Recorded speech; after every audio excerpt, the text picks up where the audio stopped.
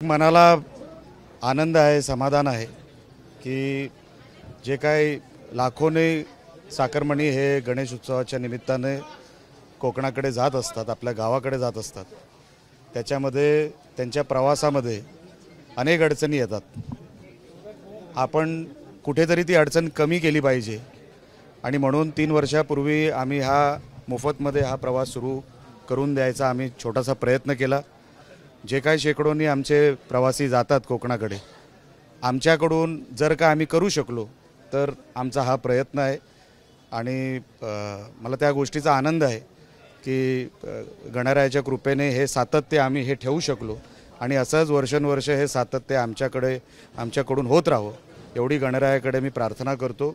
आणि सगळ्यांचे चेहरे आपण बघितले असाल, अतिशय आनंदात असतात। आमचा कोकणामध्ये गणेश उत्सव हा सर्वात मोठा सण आहे आणि म्हणून आपल्या गावाकडे जात असताना ते आनंदी चेहरे घेऊन जाणं, त्या चेहऱ्यावर आनंद असणं, हे बघण्यासाठी आम्ही हे सगळे उपक्रम करत असतो आणि आमच्या लोकांना आम्ही ते सुख देऊ शकलो या गोष्टीचं खरोखर समाधान आहे। सर, आज सांगलीमध्ये राहुल गांधी आहेत, मात्र उद्धव ठाकरेंना कार्यक्रमाचं निमंत्रण नाही आहे, निमंत्रण पत्रिकेत नाव नाही आहे। सर्व प्रमुख महाविकास आघाडीचे नेते असताना उद्धव ठाकरे मात्र दिले नाही। मी काल पण पत्रकारांशी जेव्हा बोलताना मी त्यांनाही सांगितलं की उद्धव ठाकरेची किंमत महाविकास आघाडीमध्ये आता शून्य झालेली आहे।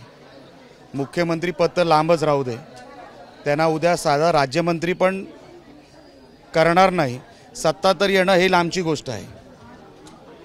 त्यांना जर काही स्वप्न पडत असतील, काँग्रेसला जी काही स्वप्न पडत आहेत ती काही स्वप्न खरी होणार नाही आणि त्यांच्या ज्या काही वाटाघाटीमध्ये उद्धव ठाकरे आज 3ऱ्या क्रमांकावर आहे।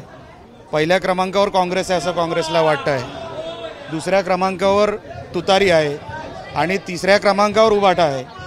हे जोपर्यंत उद्धव ठाकरेंना हे रुजलं पाहिजे की त्यांची किंमत समाजामध्ये शून्य होत चाललेली आहे, त्यांना आता काँग्रेसच फाट्यावर मारत चाललेली आहे, हे आता काही चित्र लपवण्यासारखं काय राहिलेलं नाही। उद्धव ठाकरेंना त्यांची किंमत ही कळली पाहिजे आणि हे फक्त कुठे सांगलीला होतंय म्हणून कशाला, उद्या मुंबईमध्ये जरी झाली ना तरी यांना खुर्ची नाही। अगोदर कशा मोठ्या त्या गुबगुबीत खुर्च्या असायच्या, आता प्लास्टिक चेअरवर बसायची अवस्था आली आहे उद्धव ठाकरेंची। ही अवस्था अजून वाईट होणार।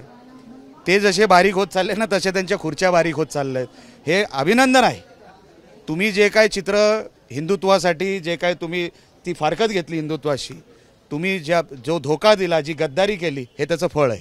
दुसरीकडे राणेसाहेब, एक महत्त्वाचा प्रश्न राहून गेला की ज्या पद्धतीने कोकणात साखरमणी जात आहेत गणेश उत्सवासाठी, तर खासगी ट्रॅव्हल्सकडनं काही जादा तिकीट आकारली जात आहेत असे प्रकार समोर आले आहेत, काय सांगाल? हे बरोबर आहे, आपलं म्हणणं अतिशय बरोबर आहे। म्हणून आमचा हा छोटासा प्रयत्न आहे की ही लूटमार कुठेतरी बंद व्हावी।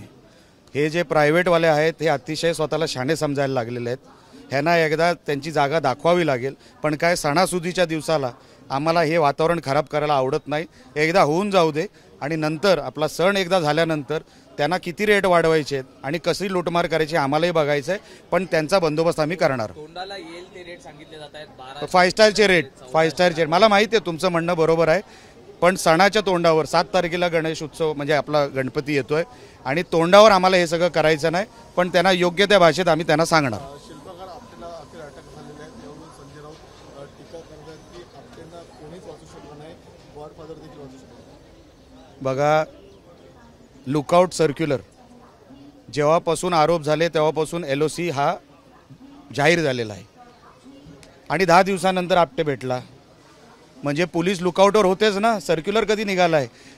मुळात काय, संजय राऊतला त्याच्यातलं काहीच कळत नाही, कायदा कळत नाही, काही कळत नाही, त्याला काय तुमच्यासमोर बडबडच करायची आहे। लुकआउट सर्क्युलर म्हणजे काय एवढं तरी माहिती आहे का? कधी निघाली लुकआउट सर्क्युलर? LOC कधी निघालेला आहे? आता आरोपीला शोधायला जेवढा वेळ लागतो तेवढा लागला आणि आरोपी काल पकडला गेला।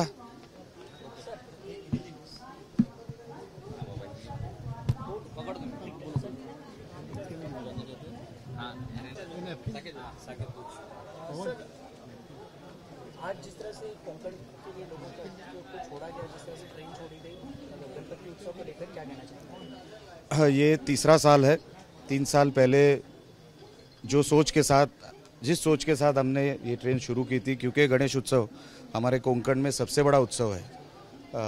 बहुत सारे साकरमणी हम लोग जो बोलते हैं, बहुत सारे यहाँ पे जो रहते हैं पर उनका गांव कोंकण में है, वो गणपति के दौरान वहाँ जाते हैं, वहाँ पे पूजा करते हैं, वहाँ पे रहते हैं। तो हमारे लिए वो सबसे बड़ा उत्सव है, फेस्टिवल है। हमसे कुछ अगर हो पाया ये फेस्टिवल के लिए, क्योंकि आज आप प्राइवेट रेट आप देख रहे हो तो बहुत भयानक रेट चल रहे हैं प्राइवेट मार्केट में, तो उनका भी बंदोबस्त हम करेंगे। पर फेस्टिवल के मुंह पे हमको मैक्सिमम जो यहाँ के पैसेंजर्स वहाँ भेजने हैं, वो भेजने का हमारा जो कोशिश है। और आपने जो देखा, जो माहौल यहाँ पे है, जो लोगों के चेहरे पे खुशी है, वो देख के हमको बहुत खुशी मिली। हर साल ये करने का हमारा जो जो प्लान रहता है, जो कि हम लोगों को जो देना चाहते हैं वो लोगों को मिले और हम ये सब भेज सकते हैं गणपति के अवसर पर, इस बात की खुशी है हमें। सर, एक महत्वपूर्ण सवाल है। एमआईएम के नेता इम्तियाज जलील अल्टीमेटम दे रहे हैं कि रामगिरी महाराज को गिरफ्तार करना चाहिए और उनकी हत्या की जा सकती है पार्टी सरकार की तरफ से, और उसका फायदा उठाया जाएगा आप लोगों की तरफ से। कौन इम्तियाज जलील? अरे जिनके नाम में ही जलील है, वो क्या धमकी देगा? हाथ तो लगा के दिखाओ, हाथ लगा के दिखाओ ना। अच्छा, ये धमकी देने वाला ये कौन है? कौन है ये? कोई बहुत बड़ा लेवल का कोई आदमी है क्या? चिरकुट आदमी है, उसकी धमकी से डरता कौन है? और अगर धमकी की बात है ना, कल अगर मैं आपके कैमरा के सामने दूंगा धमकी, जलील को छोड़ूंगा नहीं, तो क्या होगा? आपके सामने धमकी देने से क्या होगा? हिम्मत है तो कुछ करके दिखा ना। करने की हिम्मत नहीं है। ये एमआईएम है ना, ये खत्म हुई पार्टी है। इनका हैदराबाद में अभी कुछ नहीं बाकी है, तो इधर महाराष्ट्र में क्या करेंगे ये लोग? और इसके लिए मैं बोलता हूँ, इज्जत में रहो, इज्जत दो तो इज्जत मिलेगी।